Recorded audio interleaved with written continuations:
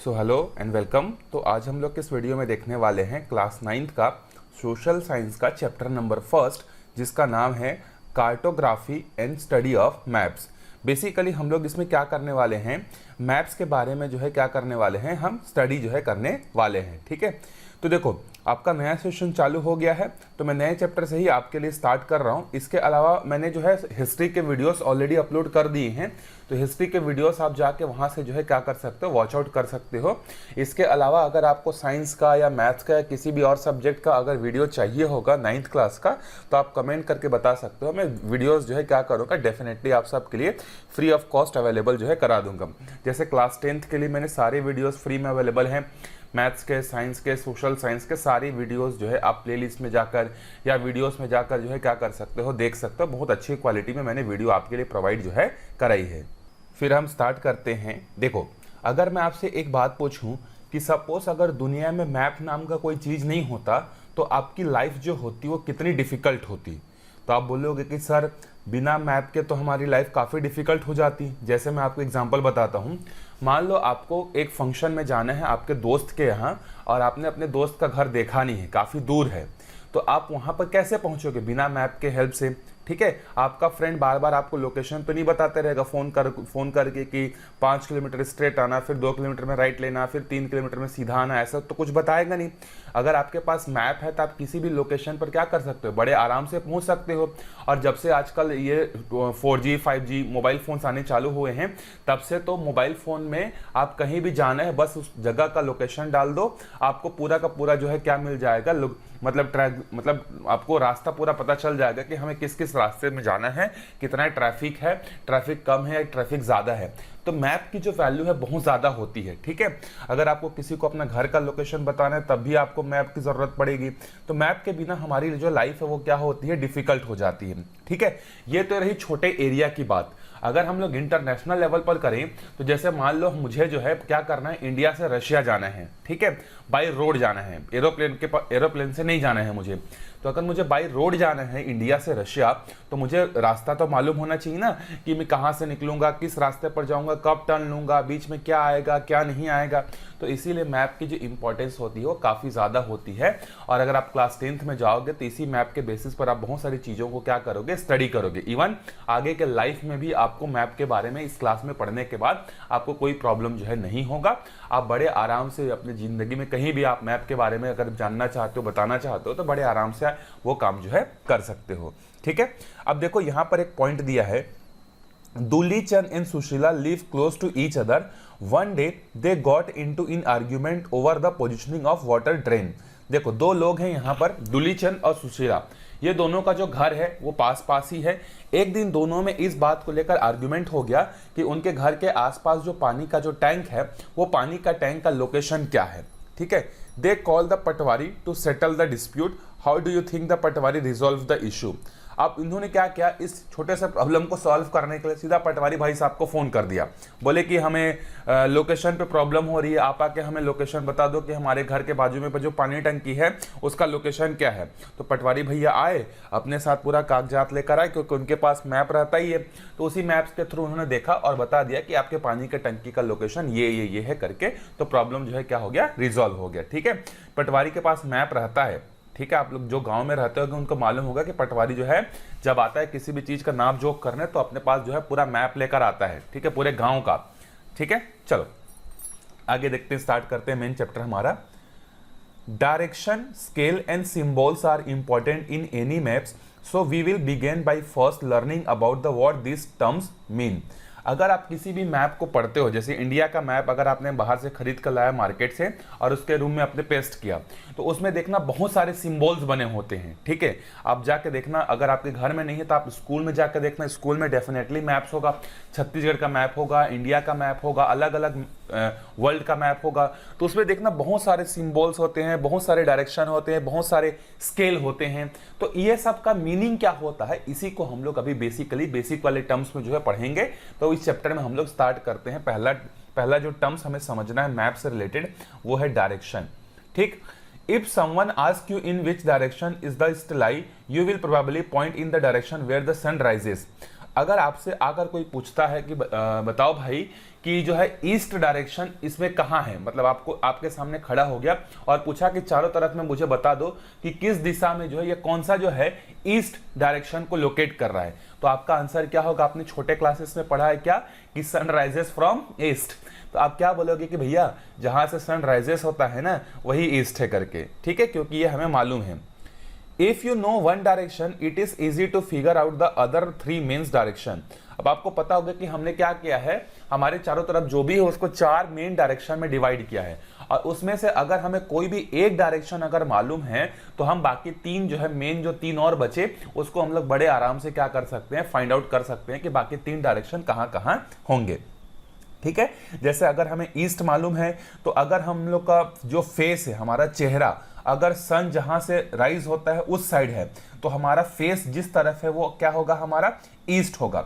उसके बैक में हमारा जो पीठ है वो जिस डायरेक्शन में है वो क्या हो जाएगा, हमारा क्या बोल वेस्ट हो जाएगा। फिर हमारा जो यहाँ पर जो हमारा लेफ्ट हैंड रहेगा वो नॉर्थ होगा और जो राइट हैंड होगा वो क्या होगा, हमारा साउथ होगा। तो इस तरीके से हम लोग चार डायरेक्शन को क्या कर सकते हैं, बड़े आराम से जो है बता सकते हैं। यही चीज यहाँ पर दिया हुआ है, देखो, if we stand facing the sun when it rises the direction in the front of us is, अगर जिस डायरेक्शन में सन जो है अगर ईस्ट होता राइज होता है उसी की तरफ अगर हम लोग फेस करके खड़े हैं तो हमारा फेस किस डायरेक्शन को रिप्रेजेंट करेगा, ईस्ट को करेगा। बिहाइंड अस, हमारे पीछे जो होगा ईस्ट के अपोजिट में जो होगा वो क्या होगा, वेस्ट होगा। टू आवर लेफ्ट, हमारे लेफ्ट में कौन सा होगा, हमारे लेफ्ट में होगा नॉर्थ, और हमारे राइट में कौन सा होगा, साउथ, जो कि मैंने अभी आपको बताया। जैसे यहाँ देखो, अगर आपका फेस इस तरफ है, आपका मुंह जो है इस तरफ है, तो आपका लेफ्ट हैंड इधर होगा और राइट हैंड आपका इधर होगा। ये राइट हैंड हो गया, ये लेफ्ट हैंड हो गया। तो इधर अगर ईस्ट है तो पीछे में देखो वेस्ट है, फिर देखो लेफ्ट में क्या है, नॉर्थ है, राइट में क्या है, साउथ है। तो एक डायरेक्शन का नॉलेज होने से बाकी तीन आप बड़े आराम से जो है क्या कर सकते हो, डिफाइन कर सकते हो। The directions between the four cardinal direction are called this and this respectively। अब हमें मालूम है कि हमारे जो मेन जो चार ये जो कार्डिनल डायरेक्शन हैं, इन कार्डिनल डायरेक्शन के बीच में और भी डायरेक्शन जो है होते हैं, जिसको हम लोग किस नाम से जानते हैं, हमारा जो होता है north east, north west, south west और साउथ ईस्ट, इस नाम से जो है हम क्या करते हैं, इनको जानते हैं, ठीक है। In the figure 1.1 the direction between north and north east is. अब देखो इसको फर्दर हम लोग डिवाइड करते हैं। क्वेश्चन में पूछ रहा है कि नॉर्थ और नॉर्थ ईस्ट के बीच का ये जो डायरेक्शन है इसको क्या बोलते हैं, तो इसको बोलते हैं north north east direction, north north west direction, और इसको क्या बोलते हैं, west north west direction, west south west direction. इस तरीके से इसको फिर से और छोटे छोटे पार्ट में जो है हम लोग क्या करते हैं, इसको जो है डिवाइड जो है करते हैं। तो मैं आपको देखोगे तो ये सारे क्वेश्चन के आंसर आपको मिल जाएंगे, ठीक है। तो मैं कोशिश करूंगा कि सोशल साइंस को मैं आपके लिए इंटरेस्टिंग बना के अच्छे से करूं और छोटे छोटे वीडियोस लेकर आऊं। ज़्यादा बड़ा वीडियोस में क्या होता है, फिर हमें नींद आने लगता है, समझ में नहीं आता है। तो पूरी कोशिश रहेगी कि छोटे छोटे वीडियोस में आपके लिए सोशल के वीडियोस में अवेलेबल कराऊं, बहुत अच्छे क्वालिटी के साथ। आप भी सपोर्ट करिएगा, चैनल को सब्सक्राइब करिएगा। चलो आगे बढ़ते हैं। देखो, any direction can be explained by using the correct angle. A compass has 360 degree. To know the correct direction to a place, we assume the north is 0 and the calculated the angle of the that place. All angles are measured in the clockwise direction beginning from the north. अच्छा, अगर हमें किसी direction को exactly क्या करना है, अगर major करना है, तो हमारे पास जो कंपास होता है, आप लोगों ने देखा होगा कि फिजिक्स के लैब में एक कंपास होता है। वो कंपास जो होता है वो 360 डिग्री पर क्या होता है, पूरा का पूरा एक सर्कल होता है। तो पूरा सर्कल कितने एंगल बनाता है, 360 डिग्री जो है बनाता है। तो हम लोग मेजरमेंट करने के लिए हमेशा प्रेफरेंस किसको लेते हैं, नॉर्थ को। और हम लोग नॉर्थ को डिग्री में मेजरमेंट जब करते हैं तो इसको 0 डिग्री मान लेते हैं। फिर हमें जो भी डायरेक्शन जानना होता है हम क्या करते हैं, इधर से क्लॉकवाइज डायरेक्शन में उसको मेजर करते जाते हैं कि कितना कितना एंगल जो है वो बना रहा है। जैसे ये जो ए है, अगर मुझे इस ए का लोकेशन अगर बताना है तो मैं नॉर्थ से क्या करूंगा, अपने कंपास में मेजरमेंट करूंगा और ये एंगल जितना डिग्री बना रहा होगा उस एंगल को मैं क्या कर लूंगा, मेजर कर लूंगा। तो जैसे मान लो ये 22.5 डिग्री अगर बना रहा है तो मैं बोलूंगा कि ये जो ए का डायरेक्शन है ना, ये ए का डायरेक्शन क्या है, नॉर्थ नॉर्थ ईस्ट है। मतलब या मैं बोलूँगा कि नॉर्थ ईस्ट पर है। अगर जिसे उसी तरीके से हमें मालूम है कि सारे मेन जो डायरेक्शन है उनके बीच में 90 का डिफरेंस होता है, तो ये इसके बीच में आया तो मैं इसको बोलूँगा कि नॉर्थ ईस्ट है। इसको मैं क्या बोलूँगा, इसको साउथ ईस्ट बोलूँगा। फिर इसको मैं क्या बोलूँगा, साउथ वेस्ट बोलूँगा। देखो ये हमारा ईस्ट हुआ, मैं आपको बता देता हूँ, ये वेस्ट हुआ, ये नॉर्थ हुआ, ये साउथ हुआ। तो ये वाला जो मेन एरिया है ये क्या होगा, नॉर्थ ईस्ट होगा। तो ए का लोकेशन क्या है, नॉर्थ ईस्ट है। फिर इसका क्या हो जाएगा, साउथ ईस्ट हो जाएगा। इसका क्या हो जाएगा, साउथ वेस्ट हो जाएगा। इसका क्या हो जाएगा, नॉर्थ वेस्ट हो जाएगा। उसी तरीके से अगर मुझे बी का लोकेशन बताना है तो मैं नॉर्थ के डायरेक्शन से क्या करूंगा, अपने कंपास का स्केल निकालूंगा और इसके एंगल को मेजरमेंट कर लूंगा, तो बी का लोकेशन मालूम चल जाएगा। फिर सी का निकालने के लिए मैं हमेशा इस तरीके से क्लॉकवाइज डायरेक्शन में ही क्या करूंगा, मेजरमेंट करूंगा। तो देखो जब मैं इस फिगर को मेजरमेंट करता हूं तो ए, बी और सी जो है वो नॉर्थ डायरेक्शन से कितना कितना दूर है, तो ए जो है वो नॉर्थ से जो है 29 डिग्री क्या है, आगे है। बी जो है 186 डिग्री आगे है। सी जो है 284 डिग्री जो है क्या है, ये आगे है। कहाँ के कंपैरिजन में, नॉर्थ के कंपैरिजन में। तो इसी तरीके से जब भी हम लोग मेजरमेंट करते हैं तो पहला प्रेफरेंस जो हमारा होता है वो किसके लिए होता है, नॉर्थ के लिए जो है होता है। और डायरेक्शन का नॉलेज होना बहुत ही इंपॉर्टेंट जो है होता है, क्योंकि जब हम लोग एरोप्लेन उड़ाते रहते हैं तो एरोप्लेन में कोई ट्रैफिक तो मतलब रोड तो है नहीं कि इसके बाद लेफ्ट लेना है, इसके बाद राइट लेना हो, तो पूरी दुनिया है, आकाश में उड़ता रहता है प्लेन। तो उसके लिए भी जो पायलट जो होते हैं उनको भी डायरेक्शन का नॉलेज होना जो है बहुत ही इंपॉर्टेंट जो है होता है, क्योंकि ऊपर से उनको कुछ दिखता नहीं है अच्छे से, नॉर्थ ईस्ट साउथ वेस्ट, ठीक है। When a pilot lands an airplane on the runway, he align the airplane with the center of the landing strip with the help of angle shown in the landing instrument compass। देखो जब भी कोई pilot क्या करता है, हमारा जो है रनवे पर जो है वो क्या करने वाला रहता है, लैंड करने वाला रहता है, तो वो क्या करता है, कोशिश करता है कि जैसे ये अगर ये क्या है, ये अगर हमारा जो है क्या है, रनवे है, तो रनवे का ये जो बीच वाला जो सेंटर है, इसी सेंटर में एरोप्लेन का भी सेंटर लाई कर जाए। और वो कैसे करता है, उसके जो पायलट जो रहता है उसके सामने जो है कंपास लगा होता है, तो उसी कंपास के हेल्प से वो क्या करता है, मेजरमेंट करता है कि जो है ये जो रनवे है, रनवे का जो सेंटर वाला जो पोर्शन है वो कितना डिग्री नॉर्थ के है या कितना डिग्री साउथ से है या कितना डिग्री जो है ईस्ट से है। फिर उसको उसी तरीके से वो कैलकुलेट करता है और प्लेन को क्या करता है, एग्जैक्टली जो है रनवे के सेंटर में जो है वो लैंड करा पाता है, ठीक है। सेम इसी तरीके से टेक ऑफ करते हुए भी उसको डायरेक्शन की जरूरत होती है, लैंड करते हुए भी पायलट को जो है क्या होती है, डायरेक्शन की जरूरत जो है पड़ती है। और वो कैसे डायरेक्शन कैसे पता चलता है, कंपास से। अगर आपको कंपास के बारे में आइडिया नहीं हो रहा है कि कंपास कैसे दिखता है, तो आप एक बार जो है क्या करना, गूगल में सर्च कर लेना कि डायरेक्शन कंपास क्या होता है करके, या इमेजेस करके आपको समझ में आ जाएगा कि किस तरीके से वो दिखता है और उसमें क्या क्या डिवाइडेड जो है रहता है, ठीक है। आगे बढ़ते हैं। How do you find the direction to a new place? We use the sunrise and sunset, the pole star or magnetic needle to help us find the direction। अब देखो जब आज के डेट में तो सबके पास फोन है तो बड़े आराम से हमें डायरेक्शन पता चल जाता है कि कौन सा डायरेक्शन ईस्ट है, कौन सा वेस्ट है। जब स्टार्टिंग में लोगों के पास ऐसा कोई इंस्ट्रूमेंट नहीं था डायरेक्शन को जानने का, तो स्टार्टिंग में लोग जो है क्या करते थे, सनराइज और सनसेट को रेफरेंस लेते थे कि सनराइज जिधर से होगा वो ईस्ट है, सनसेट जहां पर होगा वो क्या है, वेस्ट है करके। या इसके अलावा जो है वो क्या करते थे, पोल स्टार का हेल्प लेते थे। पोल स्टार एक ऐसा स्टार है जो हमेशा नॉर्थ डायरेक्शन में क्या होता है, साइन करता है, तो इसीलिए जो है पोल स्टार का हेल्प लेते थे या सनराइज सनसेट का हेल्प लेते थे। या थोड़ा सा जब एडवांसमेंट हुआ तो लोग जो है अब किसका यूज करने लगे, मैग्नेटिक नीडल का यूज करने लगे।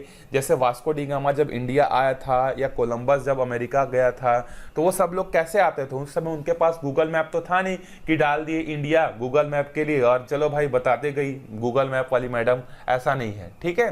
वो लोगों ने क्या किया, कंपास के हेल्प से जो है डायरेक्शन पता लगाया और वो क्या किए, इंडिया पर पहुंचे वास्को डी गामा, ठीक है। The pole star tells us the direction of the geographic north. अगर हम लोग पोल स्टार को देखें तो वो हमेशा कौन से डायरेक्शन को दिखाता है, हमारे अर्थ में नॉर्थ डायरेक्शन को जो है दिखाता है।